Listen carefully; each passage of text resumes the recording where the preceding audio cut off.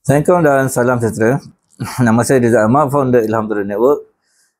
Saya cerita sebenarnya dalam trading ni, apa yang anda belajar sebenarnya ialah conclusion yang biasa anda dapat ialah sebenarnya anda kena sabar. Kata sabar ni je masalah. Okey, saya trade menggunakan support resistance dan juga supply demand. Okey, so saya cerita support resistance dulu. Okey, saya akan tandakan zone tu. Zone resistance ke zone support yang price mungkin membuat perbalikan arah sama ada di resistance ataupun di support tapi macam saya gunakan trading view, saya akan buat alert. Okay, saya buat alert bila price masuk ke zone-zone tu. Okay, so bila dah masuk zone barulah kita masuk trade. Maksudnya bila selagi tak masuk zone, tak payah tengok chart, dia dah buat alert kat situ dia buat alert kat situ, bunyi je alert, tak kisah. Biasa kalau trading view sama ada dia akan bunyi di PC, iPad ataupun di handset dia akan bunyi alert.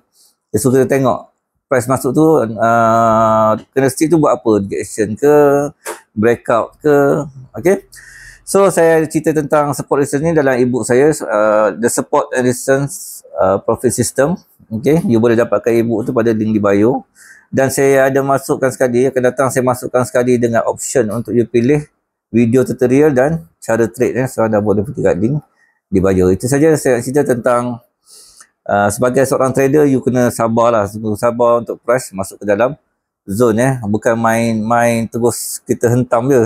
Kita kena tunggu candlestick berhenti, tengok cerita candlestick tu, barulah boleh kita masuk position.